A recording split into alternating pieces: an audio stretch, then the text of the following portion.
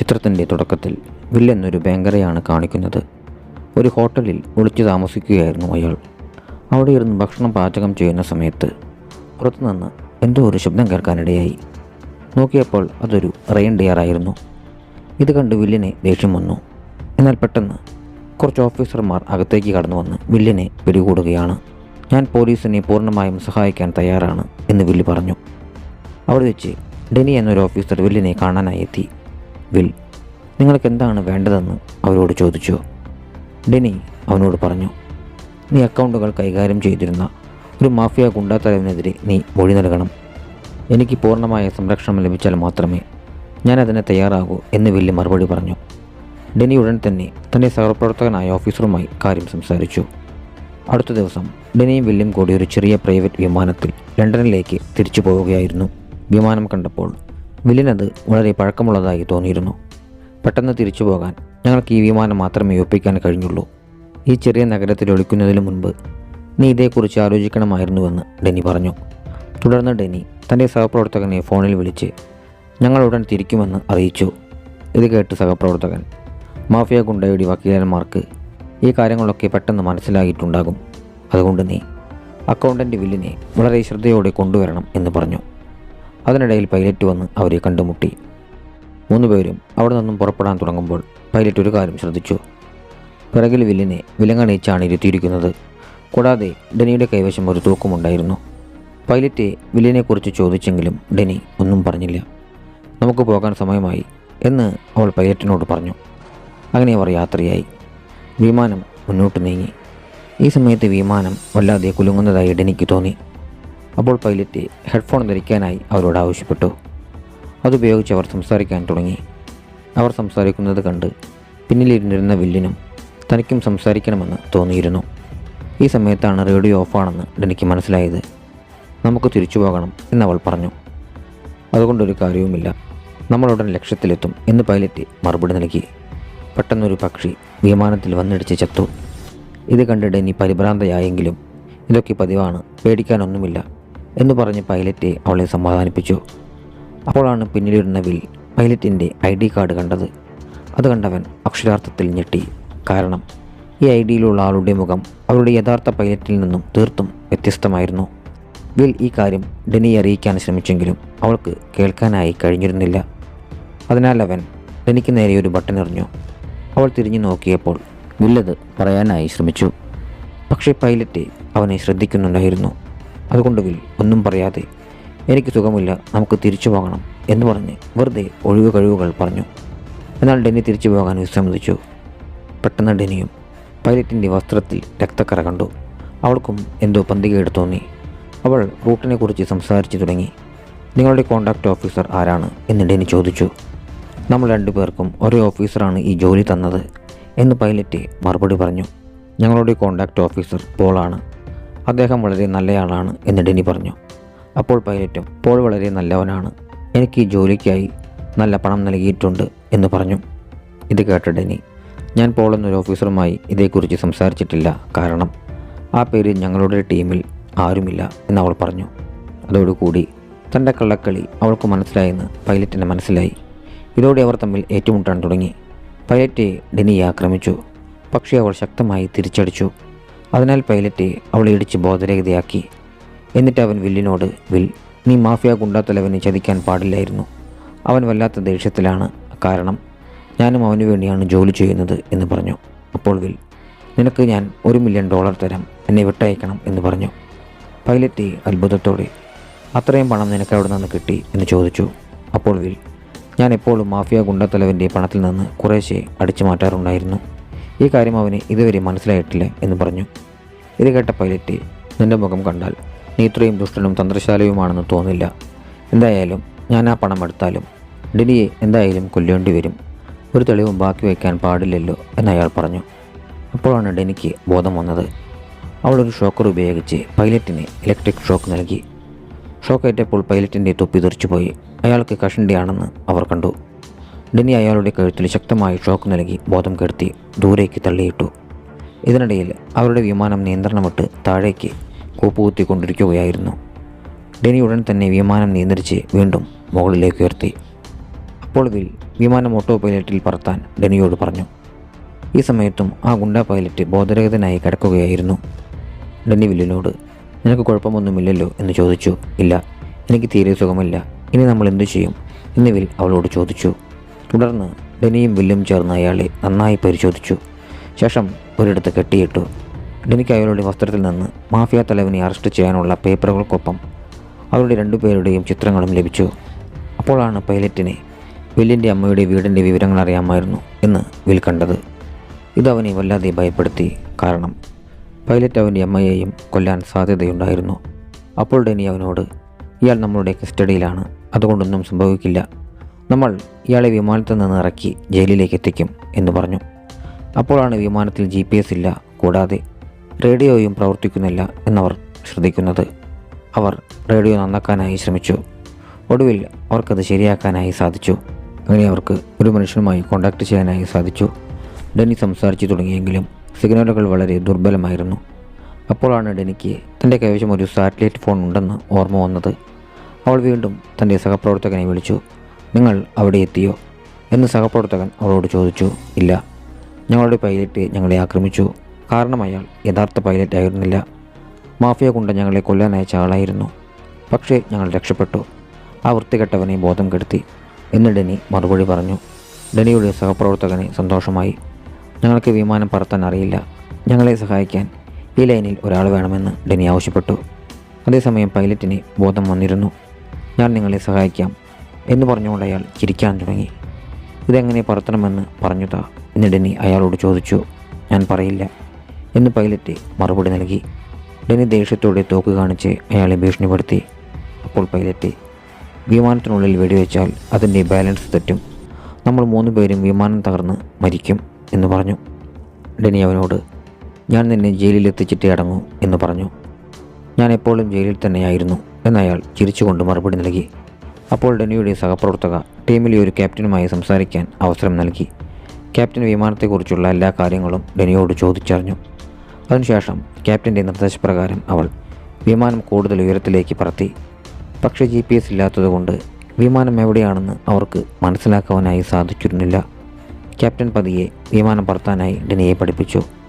അപ്പോൾ അവിടെ ഇരുന്ന് പൈലറ്റ് പാട്ട് പാടാൻ തുടങ്ങിയിരുന്നു. ഒപ്പം വില്ലിനെ ഭീഷണിപ്പെടുത്താനും തുടങ്ങി. വില്ലിൻ്റെ അമ്മയുടെ വീട്ടിൽ പോയി അവരെ കൊല്ലുമെന്ന് അയാൾ ഭീഷണിപ്പെടുത്തി. ഇത് കേട്ട് ഡെനിക്ക് വല്ലാതെ ദേഷ്യം വന്നു. വില്ലും ദേഷ്യത്തോടെ ഈ വൃത്തികെട്ടവനെ എൻ്റെ അമ്മയുടെ അഡ്രസ്സ് എങ്ങനെ കിട്ടി? ഞാനത് ഒരിടത്തും രേഖപ്പെടുത്തിയിട്ടില്ലല്ലോ എന്ന് പറഞ്ഞു. ഇക്കാര്യത്തിൽ ഡെനിക്കും സംശയം തോന്നി. അപ്പോഴാണ് സഹപ്രവർത്തകരുടെ ഫോൺ വീണ്ടും വന്നത്. അവർ തങ്ങളുടെ അടുത്ത പ്ലാൻ ചർച്ച ചെയ്തു. ഡെനിയുടെ സഹപ്രവർത്തക പറഞ്ഞു, ഞങ്ങൾ നിങ്ങളുടെ യഥാർത്ഥ പൈലറ്റിൻ്റെ വീട്ടിൽ പോയി. അവിടെ അയാളുടെ ശരീരം കണ്ടെത്തി. അയാളുടെ കണ്ണുകൾ ആരോ ചൂഴ്ന്നെടുത്തിരിക്കുന്നു. ചെവിയും മൂക്കും മുറിച്ചു മാറ്റിയിരിക്കുന്നു. അതായത് അയാളെ വളരെ ക്രൂരമായ രീതിയിലാണ് കൊലപ്പെടുത്തിയിരിക്കുന്നത്. ഇത് കേട്ട് ഞങ്ങളുടെ വിമാനത്തിലെ ഗുണ്ടയാണ് ഇത് ചെയ്തതെന്ന് എനിക്ക് മനസ്സിലായി. തുടർന്നവൾ തൻ്റെ സഹപ്രവർത്തകയോട് ഈ കേസിനെ കുറിച്ച് വേറെ ആർക്കൊക്കെ അറിയാമായിരുന്നു എന്ന് ചോദിച്ചു. എനിക്കും എൻ്റെ ബോസ് ജാക്കിനും മാത്രമേ അറിയാമായിരുന്നുള്ളൂ. പിന്നെ ഞങ്ങൾ ടീമുമായി ചർച്ച ചെയ്തു. അതിനുശേഷമാണ് നിനക്ക് വില്ലിനെ കൊണ്ടുവരാനുള്ള ദൗത്യം തന്നത് എന്നവൾ മറുപടി നൽകി. അപ്പോൾ വിൽ ഡെനിയോട് നമ്മുടെ വിമാനം ഒരു പാറക്കെട്ടിൽ ഇടിക്കാൻ പോവുകയാണെന്ന് മുന്നറിയിപ്പ് നൽകി. ഡെനിയുടൻ വിമാനം മുകളിലേക്ക് ഉയർത്തി. അതോടെ വിമാനത്തിലുണ്ടായിരുന്ന ഒരു കത്തി പൈലറ്റിൻ്റെ കൈവശം എത്തിയിരുന്നു. അപ്പോഴേക്കും വിമാനം മുകളിലേക്ക് പോയി മഞ്ഞിലിടിച്ചിരുന്നു. ഭാഗ്യവശാൽ അത് സുരക്ഷിതമായി മുന്നോട്ട് പറന്നു നീങ്ങി. ഇത് കണ്ട് വില്ലും ഡെനിയും വല്ലാതെ ഭയന്നിരുന്നു. പൈലറ്റ് കത്തി ഉപയോഗിച്ച് സ്വയം സ്വതന്ത്രനാവാനായി ശ്രമിച്ചു. പക്ഷേ കത്തി മുകളിലേക്ക് കൊണ്ടുവരാൻ അയാൾക്ക് കഴിഞ്ഞിരുന്നില്ല. അതിനാൽ അയാൾ അത് ഒളിപ്പിച്ചു വെച്ചു. ഈ നേരത്തെ ഡെനി കണ്ണട ധരിച്ചിട്ടുണ്ടായിരുന്നു. ഇരുവരെയും അസ്വസ്ഥരാക്കാൻ പൈലറ്റ് പറഞ്ഞു. ഡെനി ഒരു മടിയുള്ള ഓഫീസറാണ്. ഒരു തവണ ഒരു സാക്ഷിയെ രക്ഷിക്കാനുള്ള ജോലി അവൾക്ക് നൽകിയിരുന്നെങ്കിലും അവൾ ആ സാക്ഷിയെ കൊല്ലിക്കുകയാണ് ചെയ്തത്. ഇത് കേട്ട് വിൽ ഭയന്നുപോയി. പക്ഷേ ഡെനിക്ക് വല്ലാതെ ദേഷ്യം വന്നു. ഇത് കണ്ട് സോറി, ഞാനിത് പറയേണ്ടിയിരുന്നില്ല എന്ന് പൈലറ്റ് പറഞ്ഞു. ഡെനി ദേഷ്യത്തോടെ നിനക്ക് ഈ കാര്യങ്ങളെല്ലാം എങ്ങനെ അറിയാം എന്ന് ചോദിച്ചു. എന്നിട്ട് പൈലറ്റിനെ മർദ്ദിക്കാൻ തുടങ്ങി. അതോടെ അയാൾ ആ സാക്ഷിയെ ജീവനോടെ ചുട്ടെരിച്ചതായിരുന്നു. അത് ചെയ്തത് നീയല്ല, മറ്റൊരാളായിരുന്നു എന്നെനിക്കറിയാമെന്ന് അവളോട് പറഞ്ഞു. ഇത് കേട്ട് ഡെനിക്ക് കൂടുതൽ ദേഷ്യം വന്നു. അവൾ പൈലറ്റിനെ പിടിച്ചടിച്ചു. അതിനിടയിൽ പൈലറ്റ് ഡെനിയുടെ കണ്ണട അവളറിയാതെ ഊരിയെടുത്തിരുന്നു. അതുപയോഗിച്ച് അയാൾ തന്നെ കെട്ടിയിരുന്ന കയർ മുറിച്ചു മാറ്റാൻ തുടങ്ങി. അയാളുടെ വാക്കുകൾ ഡെനിയെ പരിഭ്രാന്തിയിലാക്കിയിരുന്നു. അവൾ അവനോട് പറഞ്ഞു. 3 വർഷം മുൻപ് ഒരു പ്രത്യേക ദൗത്യത്തിനായി എന്നെ അയച്ചിരുന്നു.